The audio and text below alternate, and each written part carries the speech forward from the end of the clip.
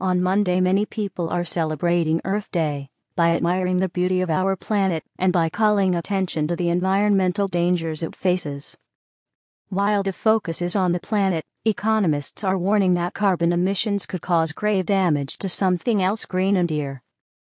The value of carbon-based investments many traded publicly could implode once governments start seriously curbing emissions, bursting what some have dubbed the carbon bubble. A report released by the Carbon Tracker Initiative and the London School of Economics on Friday shows that 60–80% of coal, oil, and gas reserves held by the top 200 oil, gas, and mining companies listed on the world stock exchanges could be considered unburnable, and therefore far less valuable than thought. Smart investors can already see that most fossil fuel reserves are essentially unburnable because of the need to reduce emissions in line with the global agreement by governments to avoid global warming of more than 2 degrees Celsius, said Nicholas Stern, the chairman of the Grantham Research Institute on Climate Change and the Environment at the London School of Economics. But if current trends continue, an additional $6 trillion will be spent developing fossil fuels in the next decade, while the world's global carbon budget, the amount of carbon it is safe to burn, remains limited and fixed. The authors of Unburnable Carbon 2013, Wasted Capital, and Stranded Assets propose that a carbon budget of 900 gigatons of CO2 in the atmosphere from now to mid-century would give an 80% chance of 2-degree warming. And unless carbon capture and storage technology changes drastically, say the researchers, its use will not cause the planet's carbon budget to change significantly. The researchers found that the top oil and gas and mining companies are already sitting on $4 trillion of fossil fuel. And though much of the reserves cannot be used if global warming measures are enacted, the markets continue to value the energy assets.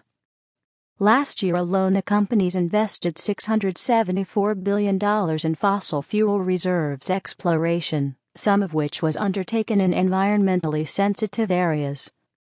This interactive map shows where energy reserves are traded around the world. Pretending business models reliant on more carbon emissions fit with increasing carbon constraints is the equivalent of the emperor's new clothes, said James Leighton, the research director at Carbon Tracker. Together with Bill McKibben of 350.org, who is leading a successful divestment campaign at American colleges, Mr. Leighton wrote in an op-ed in The Guardian, "The $6 trillion bet is that this calculation remains entirely theoretical, and that fossil fuel companies will be allowed to keep pumping up the carbon bubble by investing more cash to turn resources into reserves and continue booking them at full value, assuming zero risk of devaluation. It's a bet that effectively says to government, not, we don't believe a word you say. We think you'll do nothing about climate change for decades." News organizations in Britain made the link between a carbon bubble and further troubles for financial markets, with The Guardian running the report on its front page. Of course, not everyone is convinced of the financial danger that would be present only if the world's governments actually got serious about curbing carbon emissions. Tim Worstall, a fellow with the free market Adam Smith Institute in London, charged on Forbes.com that among numerous, serious errors, the environmentally safe carbon budget allocated by the report is too low, which leads to a low estimate on the value of fossil fuel reserves on companies' books.